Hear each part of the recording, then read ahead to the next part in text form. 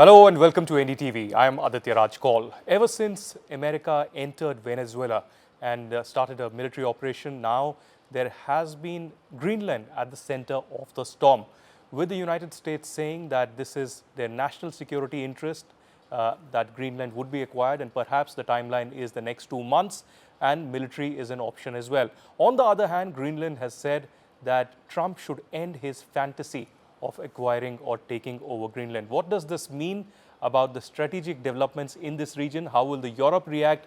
And how will the larger world look at this kind of an approach from United States? Joining us is Ambassador Freddy Svane, who is the former ambassador of Denmark to India. Thank you very much, Ambassador, for joining us here on NDTV.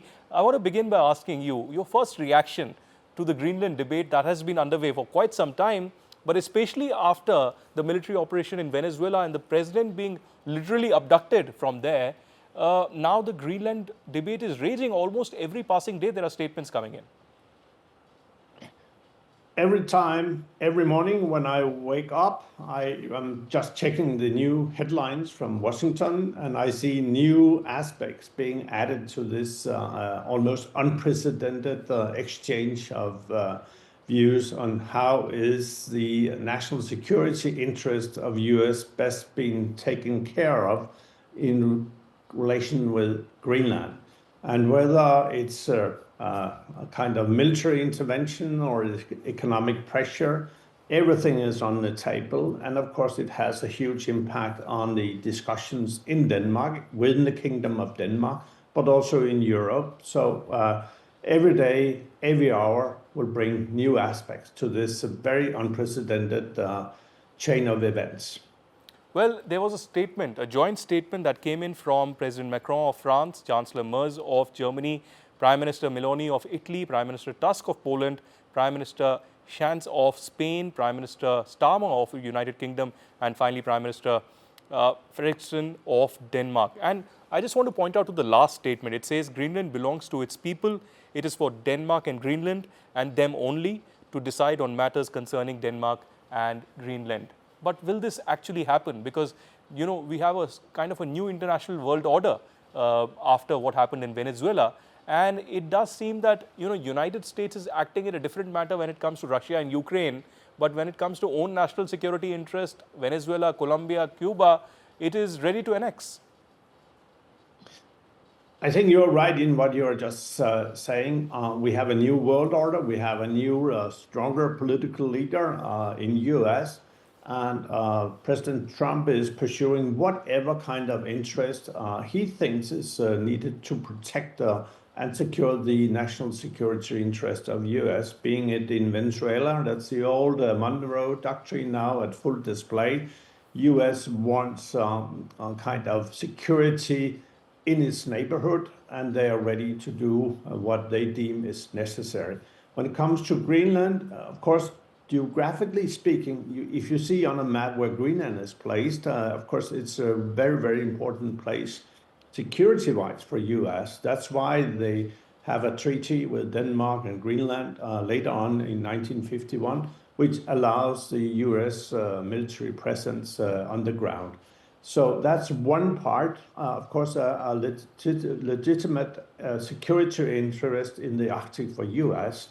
The way in which they are displaying what kind of tools they have in their toolbox is, of course, unprecedented.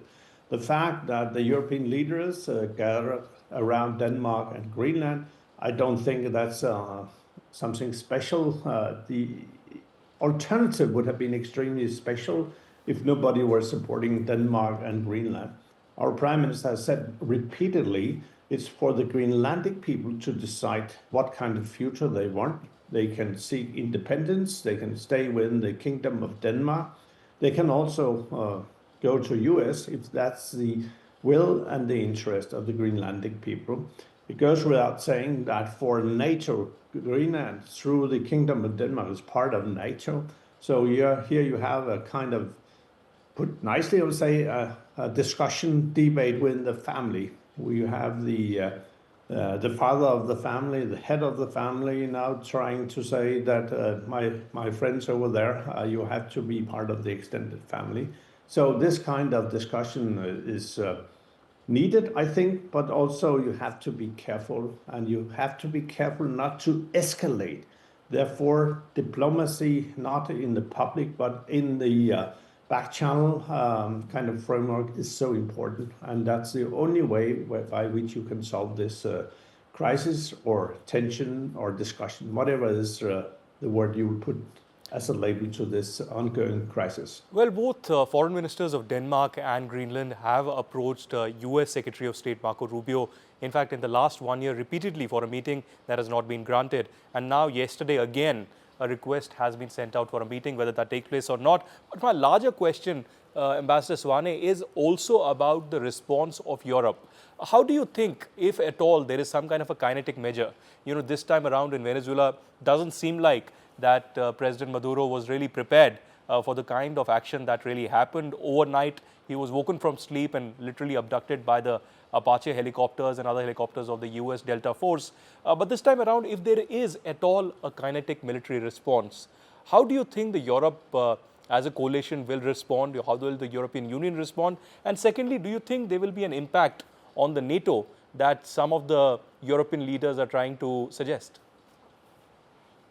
First and foremost, I don't think that Denmark or Greenland, we are asleep. We are following this. We have been following that for a long, long time. But it goes without saying that you have to be prepared.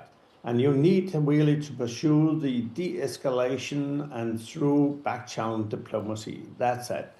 But having said that, if this is continuing and we see an escalation, whoever is behind that, then it could endanger the future of NATO, because here you already have a kind of sign that the Europeans are gathering behind Denmark and Greenland in a kind of opposition to what we have heard from US.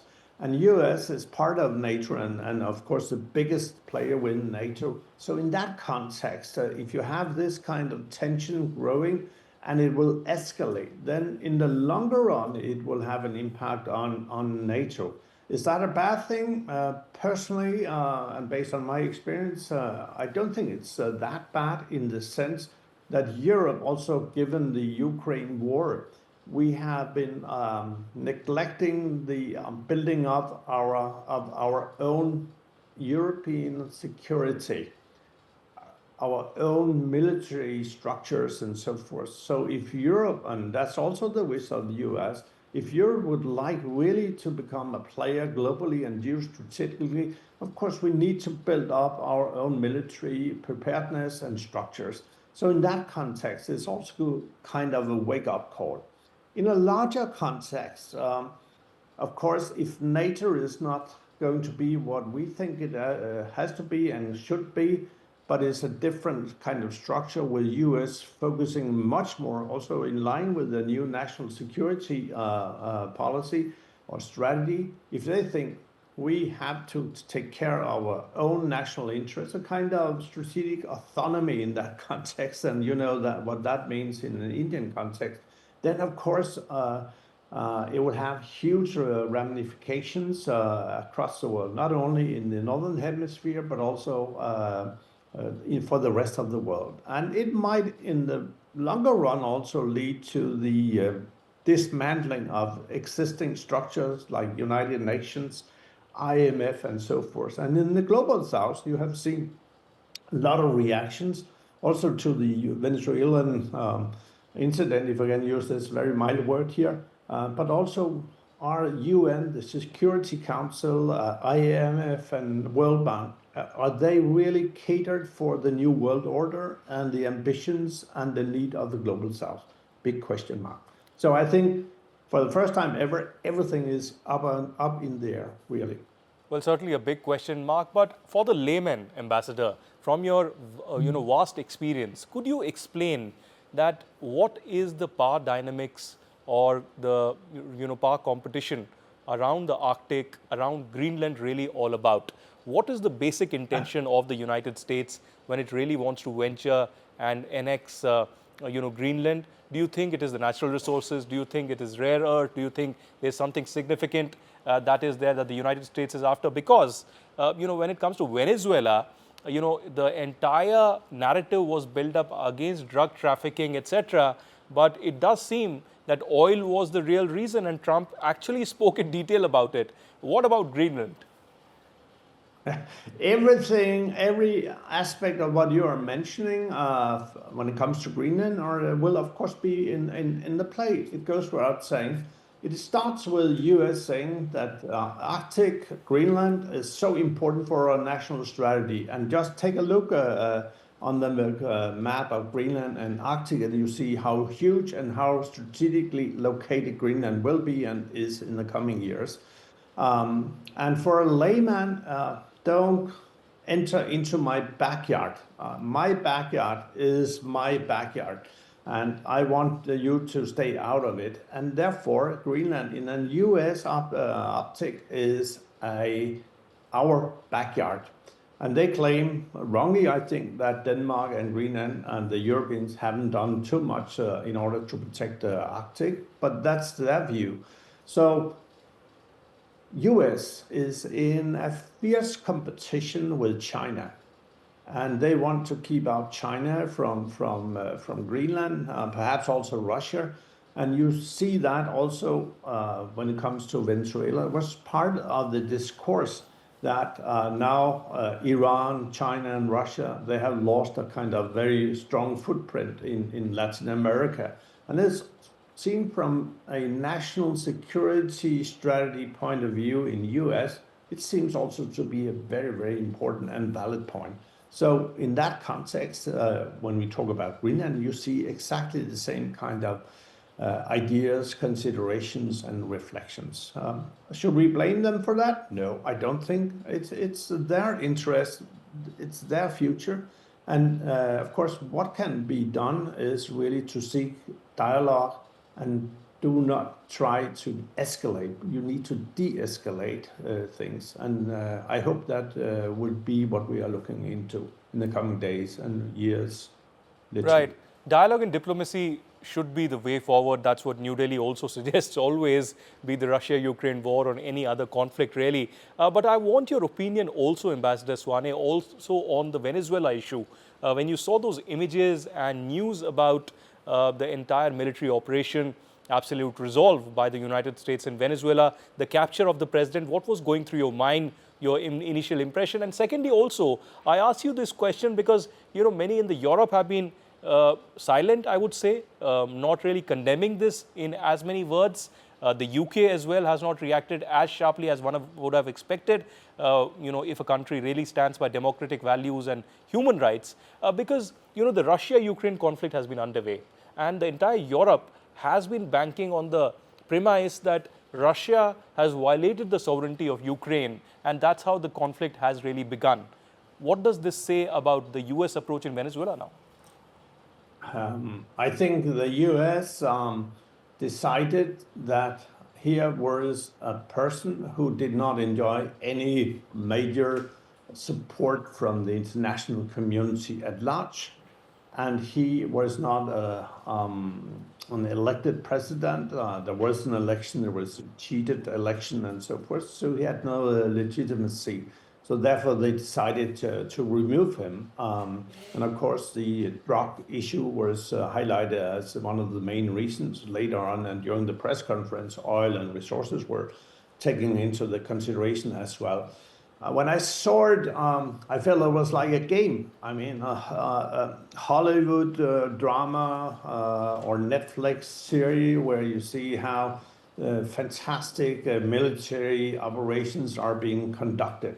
And I think the conclusion of all this is that US has a military power that is far better and cannot be measured with anyone else on this planet.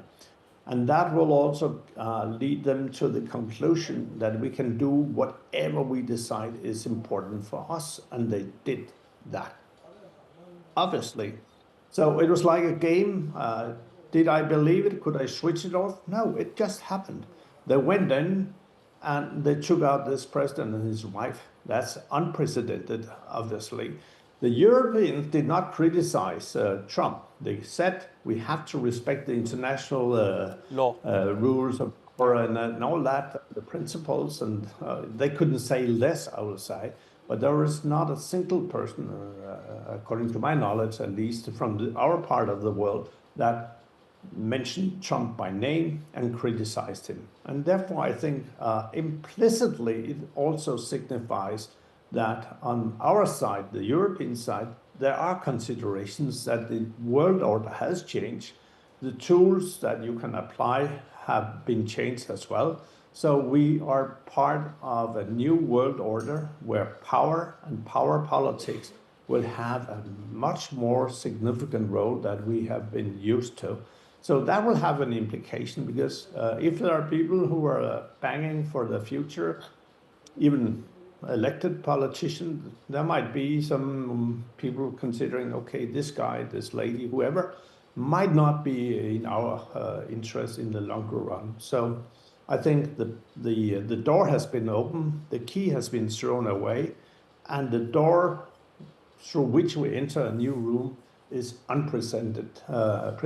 We have never seen it before, and we don't know what will be the next. And perhaps that's also the issue. We don't have to know what's coming up. We might think something new will come up, but we don't know when, how, and if. Well, certainly we seem to be moving from shared values towards mutual interest, but also strategic autonomy. Every country is looking towards their own benefit. That's what Dr. S. Jaishankar, India's foreign minister, just spoke today, that every country seems to be interested about their own benefit, strategically or otherwise. But, when operations like Operation Sindoor and the wars like, with Pakistan happen, there is the entire world lecturing us without asking us about our opinion about their matters. But my question also is about the new international order set by Trump. Last year we saw throughout the year tariffs being discussed in detail. Tariffs really shaped the global economy in many ways. This year, are we going to look at rare earth minerals, oil, etc., setting a benchmark, and US continuously trying to set a benchmark when it comes to violating the international world order? How do you go to the magic wand and see what is inside Trump's brain? I think it's very difficult to open a brain of a person which has so high ambitions and believe in what he is doing. I think it's natural and so forth.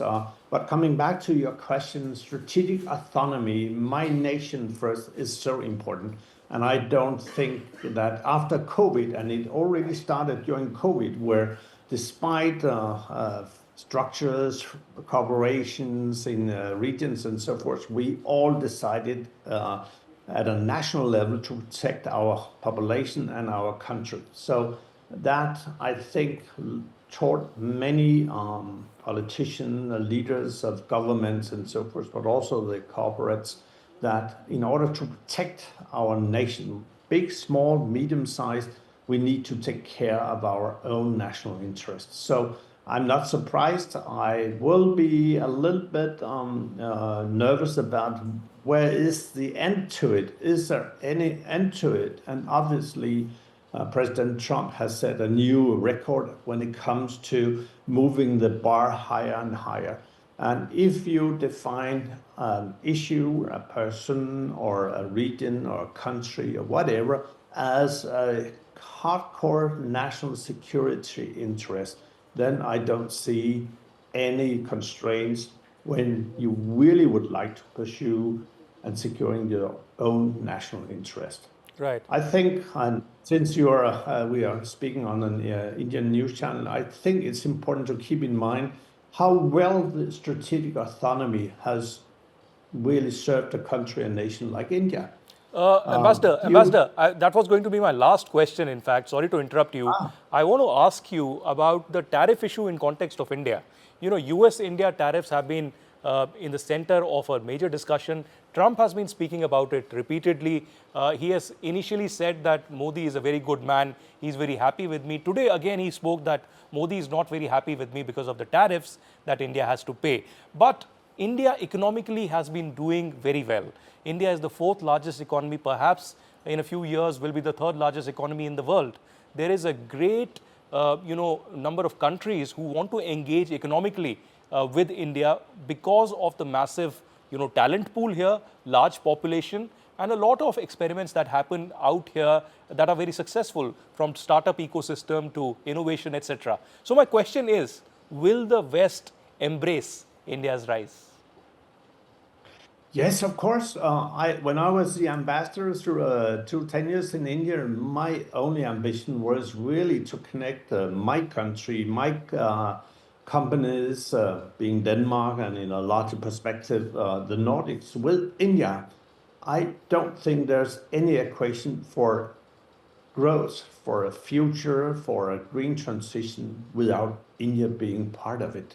Therefore, with your 1.5 or how many billions you are at your end, it's so important that we see India as a partner, but we stop teaching and preaching, because this idea of we have the only solution to solve things, our democracy is the only thing that matters.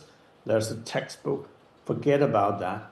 India has to be taken on its own value, and you are a living civilization. You have built up your system, your democracy over so many years, not in an easy kind of way. You have to fight for it. You had the British really occupying you, exploiting you for centuries and so forth. And then in 1947 and so forth, you build up, and today you are the fourth largest economy. And therefore, we have to come to India. We have to work with India. So you are right about it, but no future without India. That goes without saying.